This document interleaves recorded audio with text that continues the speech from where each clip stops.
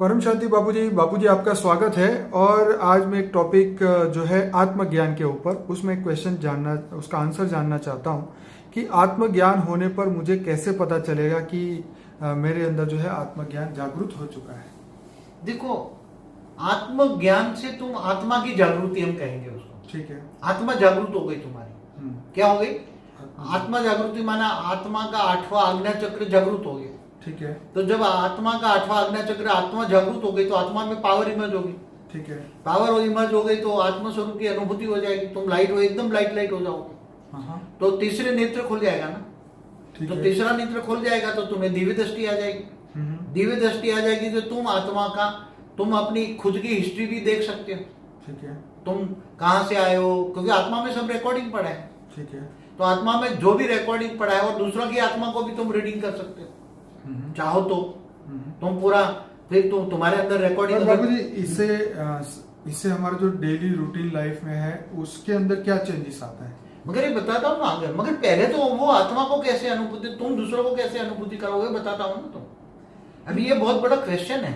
लोग कहते हैं कि आत्मज्ञानी बने। आत्मज्ञानी किसको कहते हैं?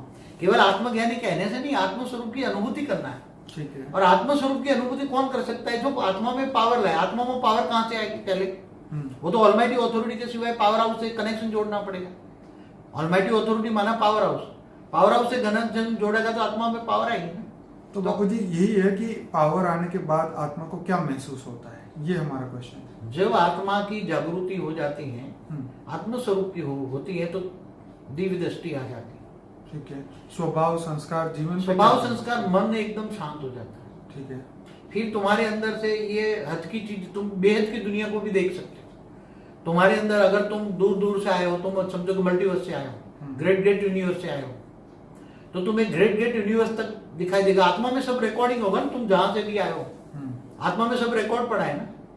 तो तुम्हें यूनिवर्स दिखेगा, पूरा मल्टीवर्स दिखेगा, पूरा, तो सब कुछ दिखाई देगा तुम्हें। एकदम दिव्य दृष्टि आ जाएगी ना। तो दिव्य दृष्टि से सब कुछ तुम्हें आत्मा में रिकॉर्डिंग पड़ा वो सब कुछ दिखाई देगा। तो आत्मा को ये ऐसा लगेगा कि फिर अब धीरे धीरे आत्म स्वरूप में स्थित होने से वो आत्मा को ये मन यहाँ धरती पर नहीं लगेगा, क्योंकि ये सब चीजें, ये स्थूल चीजें हैं। ये लगा ये मृत्यु लोक है, और वो तो अमर लोक देखेगा, परमधाम भी देखेगा, कई लोक देखेगा, भूलोक, भूगोलोक, स्वलोक, महालोक देखेगा, गैलेक्सी के बीच के देखेगा, शिव महाशिव परमाशिव का डिफरेंस देखेगा, यूनिवर्स किसने बनाया, गैलेक्सी कैसे बनी, सब नॉलेज आएगा ना। तो ज्ञान स्वरूप बनेगा। आत्म स्वरूप बना ज्ञान स्वरूप। ज्ञान स्वरूप, फिर उसको परम आनंद की अनुभूति होगी, वो परमानंद स्वरूप में चला जाएगा। फिर दिव्य आनंद स्वरूप में अनुभूति हो जाएगी, और उसका कारण शरीर भी चार्ज होने लग जाएगा। कारण शरीर चार्ज होते, कारण शरीर में पावर आएगा। पावर आएगा, स्थूल शरीर, सूक्ष्म शरीर, तो उसका ओरा में इतना, उसके ओरा परम तत्वों का बनेगा। आकाश नहीं, परम तत्वों का ओरा होगा। अब उसको कोई भी याद करेगा तो उसको बहुत पावर मिलेगी। उसके सामने आएगा तो वो उसकी आत्मा को भी रिकॉर्डिंग देख सकता है। सामने आई आत्मा, जिसको तुम देखना चाहे उसकी आत्मा की रिकॉर्डिंग देख सकते हो। कौन से वाली आत्मा कहाँ से आई, क्यों आई, कहाँ, सब देख सकते हो। जैसे टीवी में देखते हो ना, ऐसे बुद्धि रूपी टीवी में आत्मा में सब रिकॉर्डिंग तुम्हें दिखाई दे, हर कोई आत्मा का। बाबूजी वो आत्मा सुख और दुख को कैसे हैंडल करेगी? क्या उसके अंदर क्या चेंजेस? मगर वो तो परमानंद स्वरूप में चला जाएगा ना। उसको खाने की जरूरत पड़ेगी, ना पीने की जरूरत पड़ेगी, ना बोल, वो तो मन का मौन धारण कर लेगा। बाबूजी ऐसी तो एक भी आत्मा अभी तक हमारे ख्याल, इसलिए तो मैंने कई वीडियो में बोला है कि जिनको तुम आत्मज्ञानी कहते हो वो आत्मा केवल मैं आत्मा को इतना ही जानती है। अगर आत्म स्वरूप की अनुभूति हो जाए तो वो पूरा ज्ञान आने से उसको धरती पर रहने का पसंद नहीं आएगा। फिर वो सोचेगा मैं जो देखता हूँ वो ज्ञान दूसरों को दूं।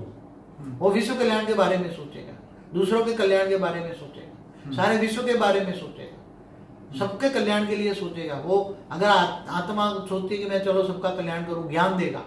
वो लोगों को ज्ञान, वेद का ज्ञान देगा, सब कुछ वेद का ज्ञान देगा, सब सारा भेद बताएगा, ज्ञान और भक्ति का भेद बताएगा। इसलिए ये सब बहुत बड़ी बातें हैं, कोई साधारण बातें नहीं है। इस धरती पर तो मुझे कोई दिखाई नहीं देता। कई बड़े बड़े दावा करते हैं कि मैं आत्मज्ञान और आत्मस्वरूप की अनुभूति में बहुत बड़ा डिफरेंस है। आत्मस्वरूप की अनुभूति हो जाए तो वो आत्मा यहाँ धरती पर रहेगी नहीं। वो व्यक्त से अव्यक्त स्वरूप धारण करके जहां से आई है, अगर वो मल्टीवर्स से आई है तो मल्टीवर्स जाएगी, अगर दूसरे मल्टीवर्स से आई दूसरे मल्टीवर्स से जाएगी, यूनिवर्स से आई यूनिवर्स में चली जाएगी। उसमें इतनी पावर, उसकी ओरिजिनल स्वरूप आएगी, उसका आदि अनादि स्वरूप, आत्मा को अपना आदि अनादि स्वरूप याद आएगा। अंदर सब रिकॉर्डिंग चीजें आए।